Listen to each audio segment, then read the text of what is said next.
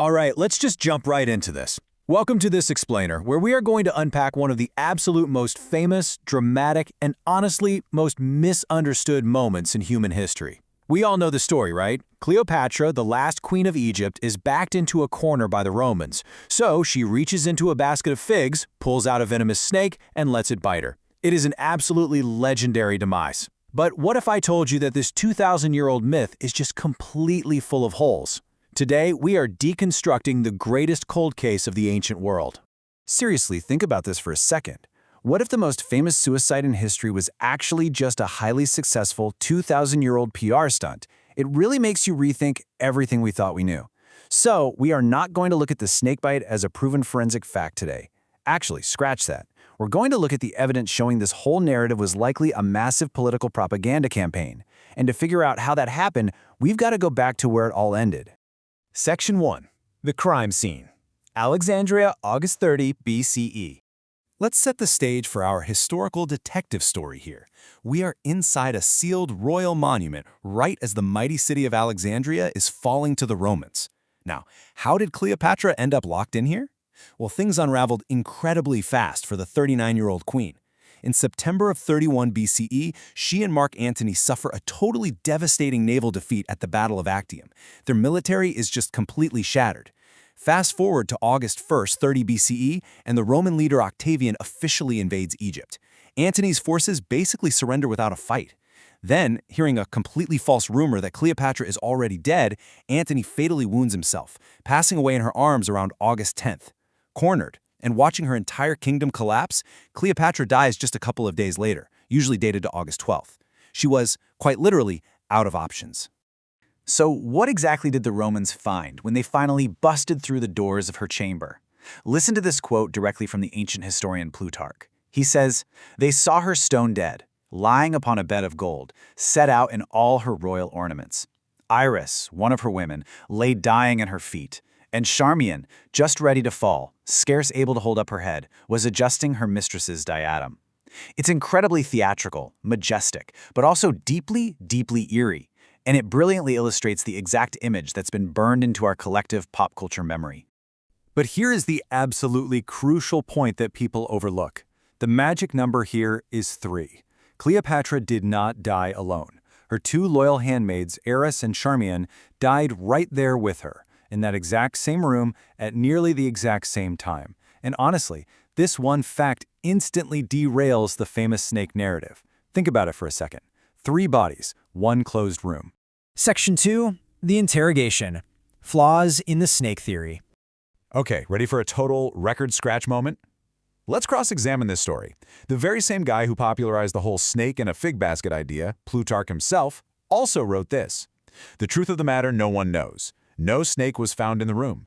Seriously, the primary source we rely on for the snakebite completely admits they never found a snake at the crime scene.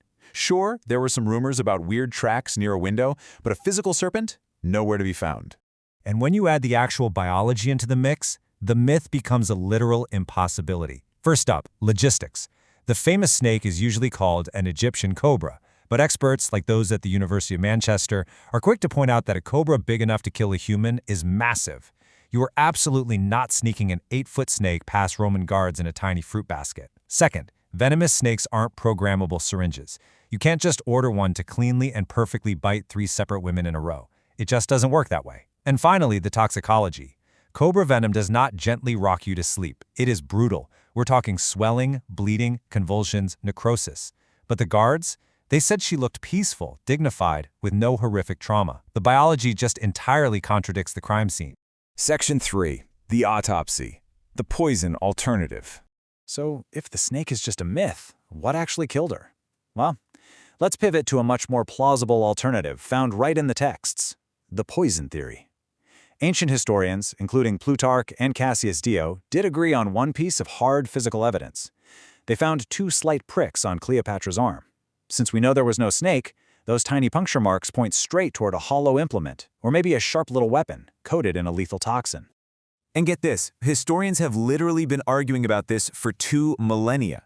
The poison theory isn't some new age hot take. Strabo, a geographer who might have actually been in the city when it happened, thought it was a poisonous ointment. Plutarch floated the idea of a hollow comb, called a nestis, filled with venom. Cassius Dio suggested she used a poison-tipped hairpin to scratch herself so the toxin hit her bloodstream. The medical writer Galen even thought she bit her own arm and poured the poison right into the wound. Modern medical historians definitely argue that a highly lethal, fast-acting poison is by far the most logical explanation here, especially to explain 3 sequential deaths.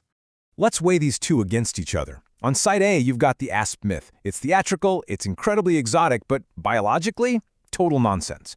Then on side B, the poison theory. It's practical, it's fast, and it actually fits the physical evidence of the puncture wounds. Plus, it completely explains how Cleopatra, Iris, and Charmian could all die so quickly before Octavian's guards could even get into the room to stop them. Section 4. The motive. Anatomy of a cover-up. Okay, so if a poisoned hairpin makes total sense, why on earth does everyone think it was a snake?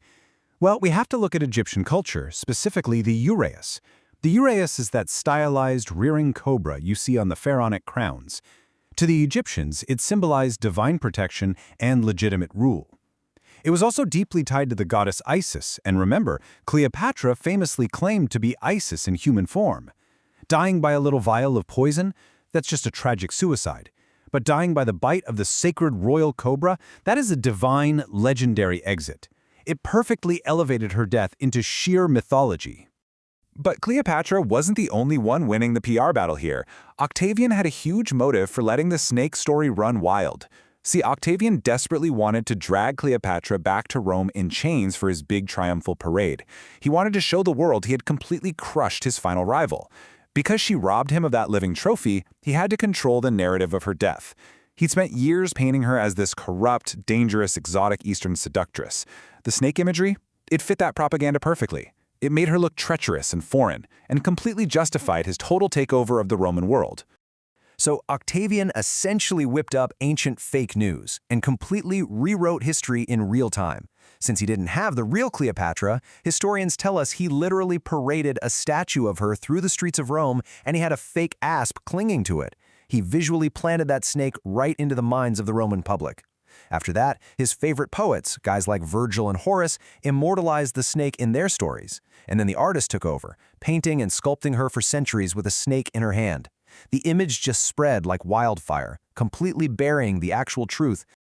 So I want to leave you with one final, pretty massive question to chew on. If history truly is written by the victors, what other myths have we just blindly accepted as hard fact? Cleopatra almost certainly took her own life using a practical, fast-acting poison, but a Roman emperor's PR campaign was so unbelievably effective that 2,000 years later, we are all still talking about the snake. It absolutely goes to show you the insane, lasting power of a good story. Thanks for hanging out with me for this explainer, and I will catch you in the next one.